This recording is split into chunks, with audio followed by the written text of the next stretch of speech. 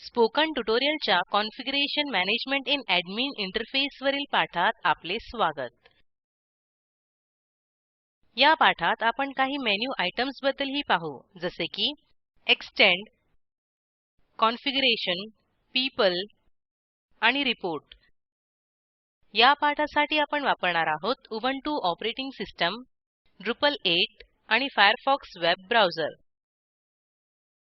तुम्ही तुमच्या पसंतीचा वेब ब्राउझर वापरू शकता. आपण आधी बनवलेली वेबसाईट उघडू. आधी उल्लेख केल्याप्रमाणे ड्रुपल हे फ्रेमवर्क प्रमाणे आहे, त्यामुळे ते प्रत्यक्षात फारसे काही करत नाही. आपण आपली साईट बनवायला सुरुवात करतो तेव्हा ऍडमिनिस्ट्रेशन टूलबार वरील एक्सटेंड ही लिंक अतिशय महत्त्वाची असते. एक्सटेंड वर क्लिक करा. हे आपल्याला साईटवरील सर्व मॉड्यूल्सचा आढावा देईल. मॉड्यूल्स ही फीचर्स म्हणजे वैशिष्ट्ये आहेत. आपण त्याबद्दल नंतर सविस्तर जाणून घेऊ. ड्रुपल सोबत आलेल्या काही मॉड्यूल्सची ही सूची आहे. चेकमार्क्समुळे आपल्याला कळू शकते की त्यापैकी कोणती एनेबल्ड आहेत आणि कोणती नाहीत. आपल्या ड्रुपल साईटवर एनेबल केलेली सर्व मॉड्यूल्स किंवा वैशिष्ट्ये एक्सटेंड मेनूमध्ये पाहू शकतो. या संपूर्ण मालिकेत आपण साईटमध्ये अनेक मॉड्यूल्स समाविष्ट करणार आहोत. आता कॉन्फिगरेशन मेनूबद्दल जाणून घेऊ. हा भाग केवळ साईटचे ऍडमिनिस्ट्रेटर्सच ऍक्सेस करू शकतात. आपण सुपर युजर किंवा युजर नंबर 1 असल्यामुळे आपल्याला सर्व गोष्टींना ऍक्सेस आहे. आपण स्क्रीनवर लाल रंगाचा पॉपअप बघू शकतो. तुम्हाला हा स्क्रीन कदाचित दिसणार नाही. हे स्टेटस रिपोर्ट कार्यान्वित नसल्याचे आणि मला माझी ड्रुपल साईट अपडेट आहे का हे तपासण्यास सांगत आहे. याकडे आता दुर्लक्ष करू. रिपोर्ट्स स्क्रीनबद्दल बघताना त्याकडे पाहू. या मेनूद्वारे आपल्याला साईटचे विविध पैलू कॉन्फिगर करण्यास ऍक्सेस मिळतो, जसे की site information, account settings, text formats and editors, performance issues, maintenance mode, image styles इत्यादी. आपण पुढील भागात याबद्दल सविस्तर जाणून घेणार आहोत. सध्या आपण आपल्या साईटची माहिती अपडेट करू. साइट इन्फॉर्मेशन वर क्लिक करा. आपल्या साईटचे नाव बदलून ड्रुपलविल करा आणि स्लोगनमध्ये टाईप करा, a great place to learn all about Drupal. जेव्हा जेव्हा आपण अशा प्रकारचे बदल करतो ते बदल पूर्ण साईटमध्ये होतात. कंटेंट मॅनेजमेंट सिस्टम्सची ही सगळ्यात चांगली गोष्ट आहे.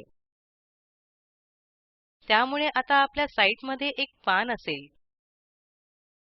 किंवा 1000 पाने असली तरी साईटच्या प्रत्येक पानाच्या वरच्या भागात ड्रुपलविल हे नाव दिसेल. स्टॅटिक एचटीएमएल च्या तुलनेत ही खूप मोठी सुधारणा आहे. तसेच या पानावर आपल्याला ईमेल ऍड्रेस देता येईल, जो स्वचलित ईमेलसाठी फ्रॉम ऍड्रेस असेल. आपण वेगळे मुखपृष्ठ आणि डिफॉल्ट 403 आणि 404 पाने तयार करू शकतो. लक्षात घ्या, ड्रुपलमधील प्रत्येक पेज हा वेब फॉर्म आहे. त्यामुळे प्रत्येक वेळी ड्रुपल पेज बदलल्यावर सबमिट किंवा सेव्ह क्लिक करणे आवश्यक आहे. खालच्या भागात असलेल्या सेव्ह कॉन्फिगरेशन बटणावर क्लिक करा. नंतर बॅक टू साइट वर क्लिक करा. आता आपल्या साईटचे नाव ड्रुपलविल झाले असून साईटच्या प्रत्येक पानावर स्लोगन दिसत आहे. पुढील पाठात कॉन्फिगरेशन मेनूबद्दल सविस्तर जाणून घेऊ. ऍडमिनिस्ट्रेशन टूलबार वरील पीपल वर क्लिक करा. हे आपल्याला ड्रुपल साईटच्या पीपल या भागात घेऊन जाईल. आपल्याला लिस्ट, परमिशन्स आणि रोल्स हे टॅब्स दिसतील. आता केवळ परिचय करून घेऊ. त्याबद्दल सविस्तर माहिती नंतर जाणून घेऊ. रोल्स सेक्शनमध्ये आपल्याला युजर अकाउंट्स बनवता येतात. लोकांना साईटवर काय पाहता येईल आणि ते काय करू शकतील याच्या परमिशन्स देता येतात. येथे एडमिन हे युजरनेम आहे. एडिट वर क्लिक केल्यावर आपण स्वतःच्या युजर अकाउंट बद्दल सर्व काही येथे पाहू शकतो. तुम्हाला सध्याचा पासवर्ड माहित असल्यास तुम्ही तो बदलू शकता. तुम्हाला तो माहीत नसल्यास त्यासाठी येथे रिसेटचा पर्याय आहे. येथे हे आपल्याला ऍडमिनिस्ट्रेटरचा रोल असल्याचे सांगत आहे. माझे स्टेटस ऍक्टिव्ह असून आपल्याकडे स्वतःचा पर्सनल कॉन्टॅक्ट फॉर्म आणि आपले लोकेशन सेटिंग्ज आहे. पिक्चर खालील ब्राउज वर क्लिक करून तुम्ही स्वतःचे चित्र बदलू किंवा समाविष्ट करू शकता. म्हणजेच आपण येथे आपल्या स्वतःच्या प्रोफाईलचे व्यवस्थापन करू शकतो. सेव्ह वर क्लिक करा. थोडक्यात रोल्स टॅबद्वारे आपण विविध रोल्स समाविष्ट करू शकतो. परमिशन्स टॅबमध्ये त्या रोल्सना आपण काही परमिशन्स प्रदान करू शकतो. आणि लिस्ट टॅबमध्ये आपण त्या रोल्सना यूझर असाइन करू शकतो. त्यांना काही परमिशन्स मिळतील ज्याद्वारे ते ड्रुपल साईटवरील काही भाग पाहू शकतील आणि काही विशिष्ट काम करू शकतील. पीपल या भागात आपण आपल्या ड्रुपल साईटवरील सर्व युजर्सचे व्यवस्थापन करू शकतो. शेवटी आपण ऍडमिनिस्ट्रेशन टूलबार वरचा रिपोर्ट्स हा भाग बघणार आहोत. रिपोर्ट्स वर क्लिक करा. हे काही महत्त्वाच्या गोष्टींची सूची दाखवेल ज्या आपल्याला ड्रुपल साईटबद्दल माहित असणे गरजेचे आहे. उदाहरणार्थ काही अपडेट्स उपलब्ध आहेत का, अलीकडील लॉग मेसेजेस, एंटिटी टाइप्स मधील सर्व फील्ड्सची सूची, स्टेटस रिपोर्ट्स, एक्सेस डिनाईड आणि पेज नॉट फाउंड या मुख्य एरर्स, मुख्य सर्च फ्रेसेस आणि काही प्लगइन्स ज्या आपल्या व्ह्यूजसाठी गरजेच्या असतात. अवेलेबल अपडेट्स वर क्लिक करा. हे अपडेट करण्याची आवश्यकता असलेल्या सर्व गोष्टींची सूची दाखवेल. 48 मिनिटांपूर्वी शेवटचे अपडेट असल्याचे आपल्याला दिसत आहे.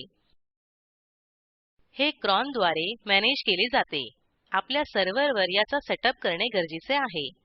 सध्या केवळ चेक मॅन्युअली वर क्लिक करा.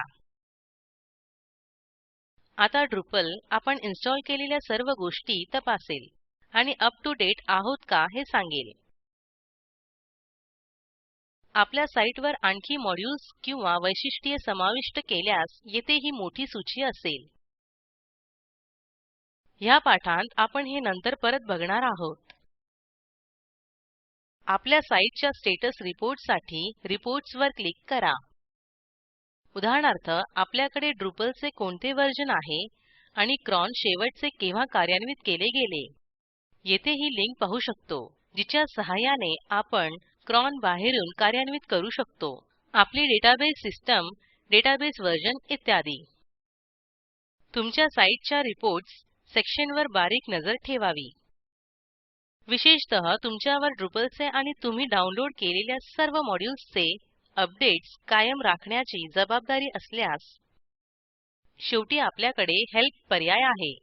हेल्प आपल्याला आपल्या साईटच्या हेल्प पेजच्या लिंक्स देतील. अशा प्रकारे आपण ऍडमिनिस्ट्रेशन टूलबार बद्दल जाणून घेतले. आपण या पाठाच्या अंतिम टप्प्यात आहोत. थोडक्यात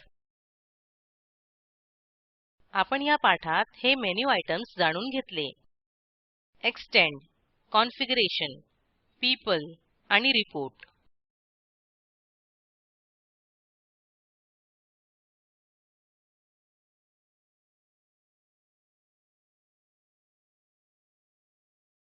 हा व्हिडिओ एक्युया आणि ओएस ट्रेनिंग ह्यावर आधारित असून आयआयटी बॉम्बेच्या स्पोकन ट्युटोरियल प्रोजेक्टने संशोधित केला आहे. या व्हिडिओमध्ये तुम्हाला स्पोकन ट्युटोरियल प्रोजेक्टचा सारांश मिळेल. कृपया डाउनलोड करून पहा.